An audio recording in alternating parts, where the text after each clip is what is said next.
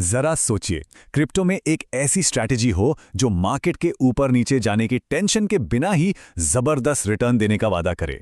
आज हम एक ऐसी ही हाई रिस्क स्ट्रैटेजी को समझने वाले हैं जो दावा कुछ ऐसा ही करती है। अब ये स्ट्रैटेजी आई कहाँ से है? ये एक ऐसे दावे से शुरू होती है जो सुनने में ही थोड़ा अजीब लगता है। मतलब ऐसे रिटर्न्स की बात हो रही है जिन पर यकीन करना ही मुश्किल है। मार्जिन पर हर महीने 315% तक की कमाई।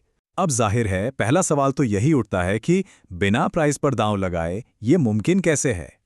तो चलिए इसे परत दर परत समझते हैं। पहले देखेंगे कि ये वादा है क्या, फिर जानेंगे इसके पीछे का सीक्रेट मैकेनिज्म। उसके बाद हम पूरी स्ट्रैटेजी को समझेंगे, इसके छिपे हुए खतरों को जानेंगे और आखिर में इसके गेम प्लान पर भी नजर डालेंगे। तो सबसे पहले इसके मूल वादे को पकड़ते हैं। इस स्ट्रैटेजी की सबसे मजेदार बात पता है क्या है? इसका लेना देना इस बात से है ही नहीं कि कोई कॉइन ऊपर जाएगा या नीचे। नहीं, इसका असली मकसद है क्रिप्टो मार्केट के एक ऐसे मैकेनिज्म से पैसा बनाना जिसे ज्यादातर ट्रेडर्स नजरअंदाज कर देते हैं, और इसी के जरिए ये रोज की कमाई का एक जरिया बन सकती है। तो सवाल ये है कि ये होता कैसे है? इसका सारा राज फंडिंग रेट नाम के एक कॉन्सेप्ट में छिपा है। इसे आसान भाषा में समझिए, ये मार्केट में बैलेंस बनाए रखने के लिए एक पेमेंट सिस्टम है। जब ज्यादातर लोग खरीदने पर दांव लगा रहे होते हैं तो वो बेचने वालों को एक छोटी सी फीस देते हैं, और जब बेचने वाले ज्यादा होते हैं तो वो खरीदने वालों को फीस देते हैं। और मजे की बात, ये पेमेंट हर 8 घंटे में होती है। और बस यहीं पर सारा खेल है। सही पोजीशन लेकर आप लगातार पेमेंट पाने वाले बन सकते हैं, ना कि पेमेंट देने वाले। तो सोर्स के मुताबिक होता क्या है कि लेवरेज का इस्तेमाल करके, यानी अपनी ट्रेड्स को बड़ा करने के लिए उधार के पैसे का इस्तेमाल करके, एक छोटा सा फंडिंग रेट भी उस 315% वाले बड़े रिटर्न में बदल जाता है। लेकिन रुकिए, लेवरेज का मतलब है बड़ा रिस्क। तो सबसे बड़ा सवाल यह है कि ये स्ट्रैटेजी प्राइस के ऊपर नीचे होने के रिस्क को कैसे हैंडल करती है। इसका लॉजिक बड़ा सिंपल है। आप दो ऐसे एसेट्स चुनते हैं जो एक दूसरे से जुड़े हुए हों। एक पर आप लॉन्ग जाते हैं, यानी उसके ऊपर जाने पर दाम लगाते हैं, और दूसरे पर शॉर्ट, यानी उसके नीचे जाने पर।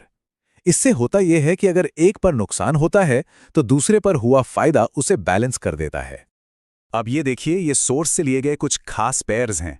ध्यान से देखिए, हर पेयर में दो ऐसे कॉइन हैं जो आमतौर पे एक साथ मूव करते हैं, और दोनों ही मामलों में गेम प्लान ये है कि एक ऐसा ट्रेड सेट किया जाए जहां आपको दोनों तरफ से फंडिंग पेमेंट मिले।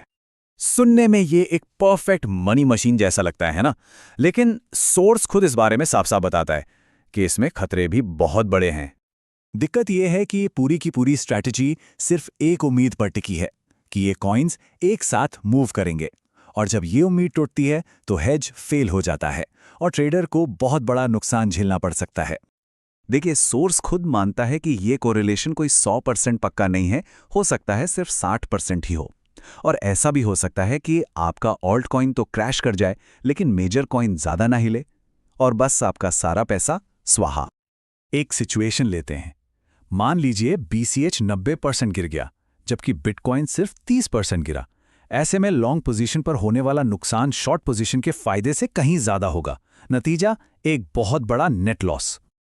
और दूसरा खतरा, फंडिंग रेट्स का पलट जाना। एक नेगेटिव रेट जिस पर आपको पैसे मिल रहे थे वो अचानक पॉजिटिव हो सकता है। मतलब जहां पैसे आ रहे थे वहां अब आपकी जेब से जाने लगेंगे। सोच की बात माने तो भले ही ऐसा नुकसान रोज रोज ना हो, पर यह बिल्कुल हो सकता है, और जब होगा तो वो आपकी पूरी जमा पूंजी को खत्म कर सकता है। तो इतने सारे खतरों के बीच सोर्स इसे मैनेज करने का एक बड़ा ही हाई स्टेक्स तरीका सुझाता है। हाँ, और ये कोई टिपिकल सेफ्टी प्लान नहीं है। असल में ये तो उल्टा है। इसमें कहा गया है कि जब नुकसान हो तो अपनी हारती हुई पोजीशन में और पैसा डालो, इस उम्मीद में कि कोरिलेशन वापस आ जाएगा। तो मतलब साफ है, ये कोई सेट करो और भूल जाओ वाली स्ट्रैटेजी नहीं है। आपको फंडिंग रेट्स पर लगातार नजर रखनी होगी, और ये समझने के लिए तैयार रहना होगा कि मार्केट की कंडीशन कभी भी बदल सकती है। तो आखिर में ये स्ट्रैटेजी हमारे सामने एक बहुत ही दिलचस्प लेकिन उतना ही खतरनाक सौदा रखती है, और ये हमें एक बड़े सवाल के साथ छोड़ जाती है। क्या रोज की कमाई का ये वादा जिंदगी में एक बार होने वाले उस बड़े नुकसान का जोखिम उठाने के लायक है?